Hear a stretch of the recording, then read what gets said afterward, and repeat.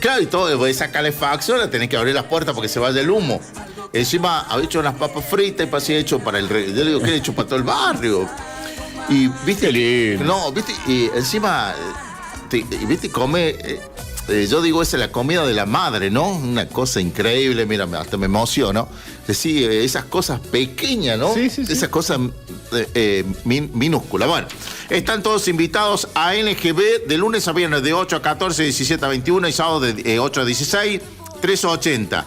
464-2468. Distribuidora NGB, donde el ahorro empieza con tu compra. Bueno, vamos a saludar a Claudio Fantini, periodista, politólogo, analista internacional, para que hablemos del viaje de Martín Menem a Israel. Claudio Fantini, Eduardo Germán y Daniel Quintero de La Rioja los saludan. ¿Cómo le va? Buenas tardes. ¿Qué tal? ¿Cómo les va? Un gusto saludarlos. Bueno, tardes, Claudio. Una voz debe ser una de las voces más tradicionales que hay de analista a nivel internacional en esta parte del mundo, le digo amigo. Esa voz, justo. Esa voz clásica que uno por ahí dice, hablemos del mundo. Claudio Fantini, hay que localizarlo, ¿no? Y hoy tenemos la suerte de tenerlo al aire. Muchas gracias por habernos atendido, Claudio. Sabemos por favor, que un gran gusto. Muy ocupado. Bueno, el viaje del presidente de la Cámara de Diputados de la Nación, con la poca información que hubo previa, ¿cómo lo evalúa usted, cómo lo analiza Claudio a Israel?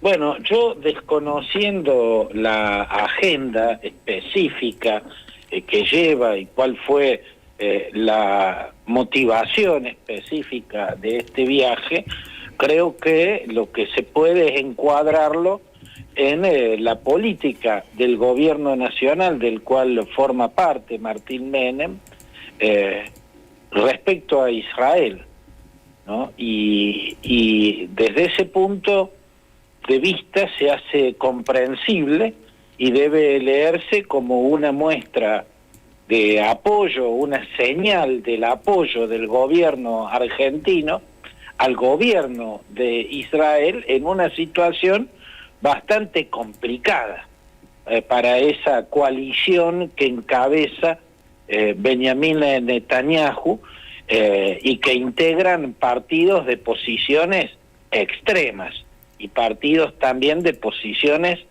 religiosas fundamentalistas, ¿no? A esa coalición gubernamental de posiciones radicales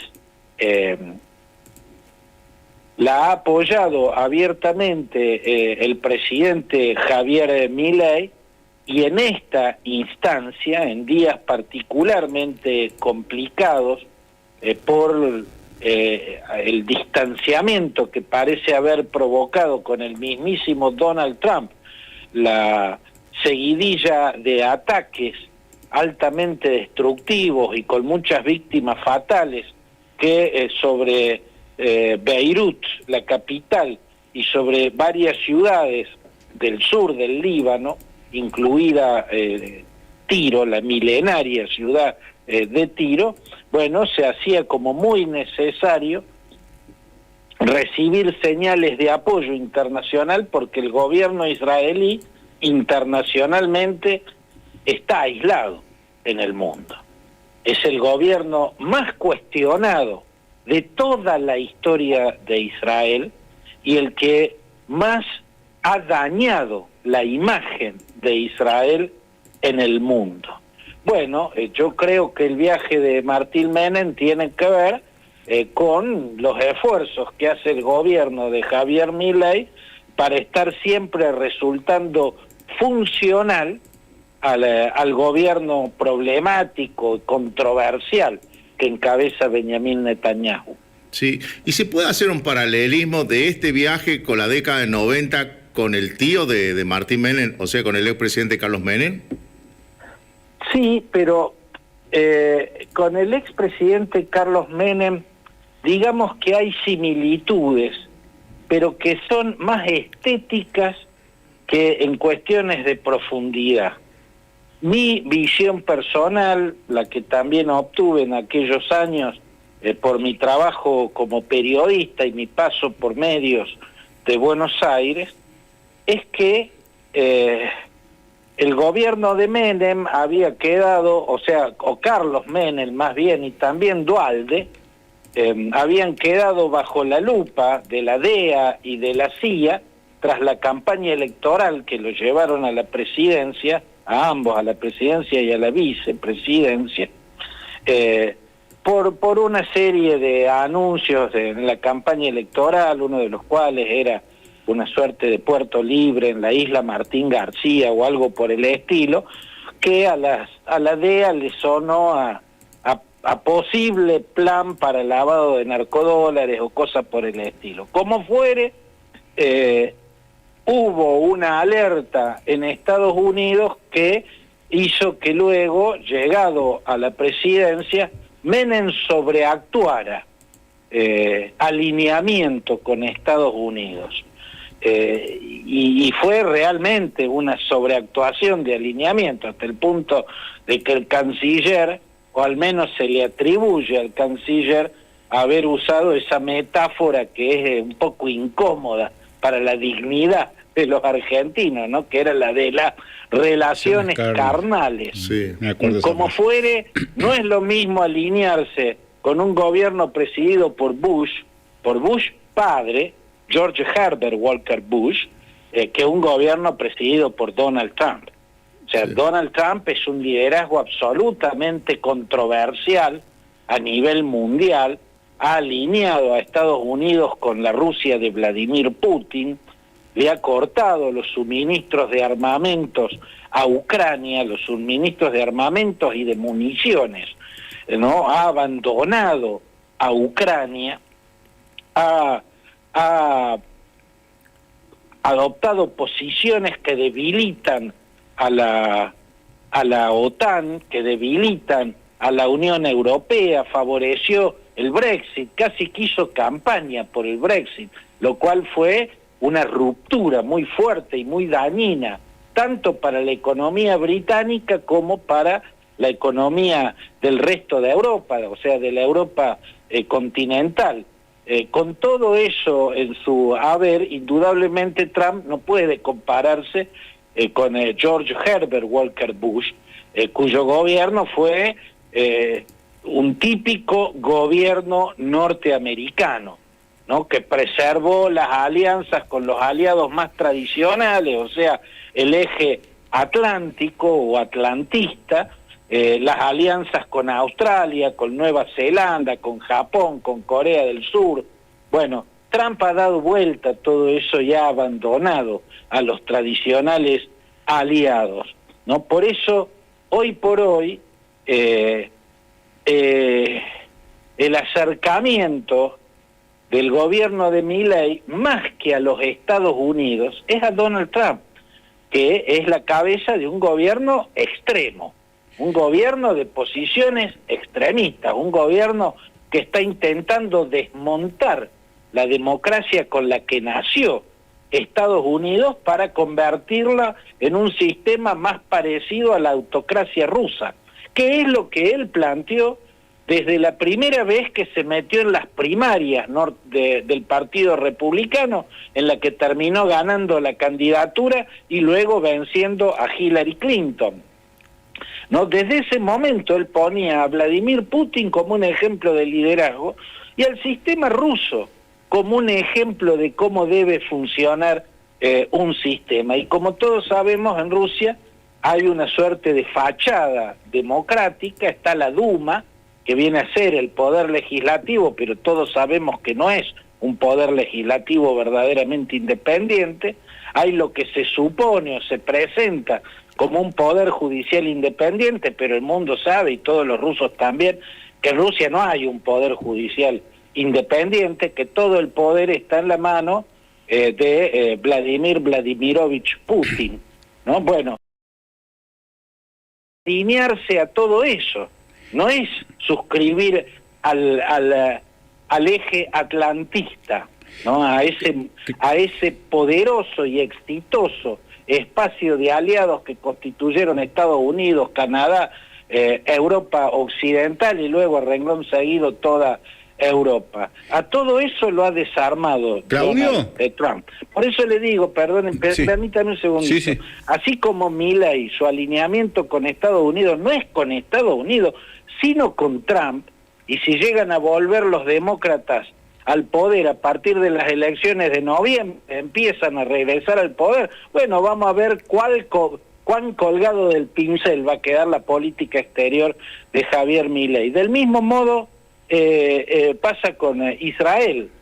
No es con Israel el alineamiento de Milei. Israel puede en las próximas elecciones volver a los gobiernos de centro izquierda, que han predominado en instancias muy importantes y largas de la historia de la democracia israelí. Su alineamiento es con Netanyahu, con este gobierno ultraconservador que ha aislado a Israel en el mundo como jamás antes había estado aislado ese país.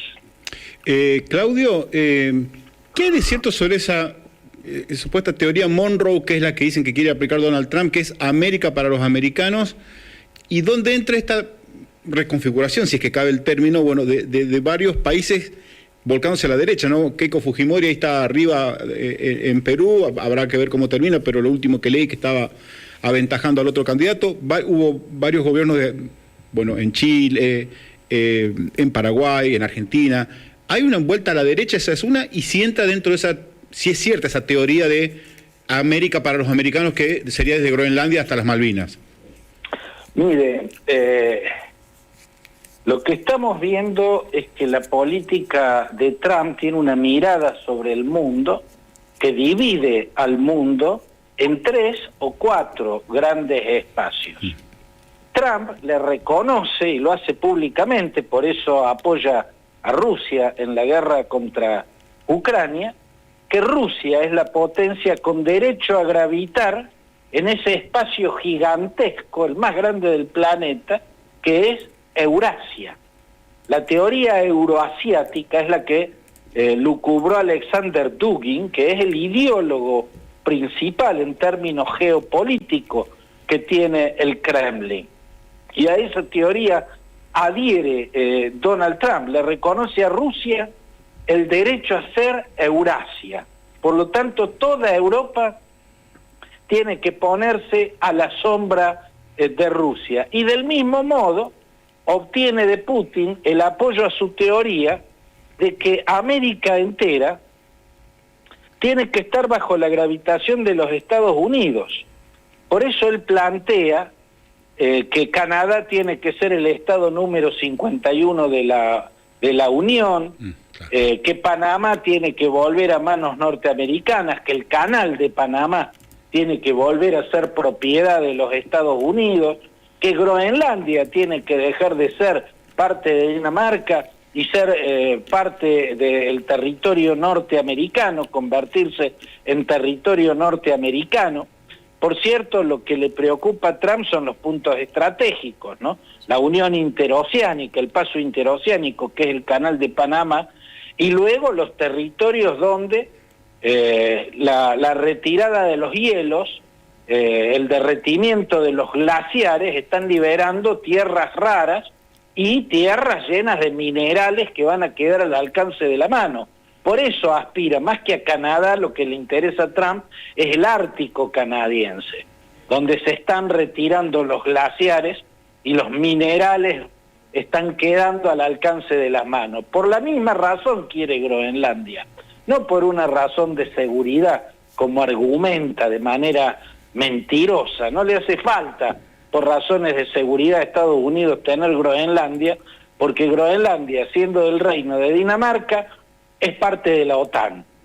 Y Estados Unidos es parte de la OTAN, es más, es el creador de la OTAN, Estados Unidos. Y de hecho puede poner todas las bases que quiera en Groenlandia. Llegó a tener 17 bases militares en Groenlandia, 17, ¿no? Y si ahora tiene una es porque después de la Guerra Fría, cuando desapareció la Unión Soviética, consideró que ya no hacían falta y las empezó a cerrar a las bases que tenía, pero llegó a tener 17 y perteneciendo a la OTAN podría volver a tenerlas cuando se le ocurra. No es la seguridad la verdadera razón por la que Trump quiere Groenlandia, sino porque los glaciares se están derritiendo y las tierras raras van a quedar a la vista, y la explotación de minerales va a ser un negocio increíblemente grande en un mundo condenado a derretirse en el holocausto climático que está generando, ¿no? Bueno, pero como fuere, esa es la visión de Donald Trump. Él considera que tiene derecho Estados Unidos a imperar en todas las Américas y le reclama a China el reconocimiento de lo mismo, lo que inquieta mucho a Taiwán, ¿no? Porque Trump le va a permitir a China invadir Taiwán porque le reconoce ese derecho, a cambio de que China mire por otro lado si Estados Unidos llega a anexar Groenlandia o la mismísima Canadá, por desopilante que parezca. Eso está en los planes, por lo menos en las ideas más afiebradas que pasan por la cabeza de ese presidente. Bueno, Claudio Fantini, muchísimas gracias por el extenso diálogo con la provincia de La Rioja, que termine linda la jornada y bueno, seguramente lo vamos a seguir molestando, ¿no? Hasta luego. Ha sido un gusto, un abrazo grande. Hasta luego. Claudio Fantini, analista internacional, en la tarde-noche del Inspector, hablando de Estados Unidos, de Israel y de Martín. ¿Cómo corre? Vos sabés que yo pensé que esta noticia era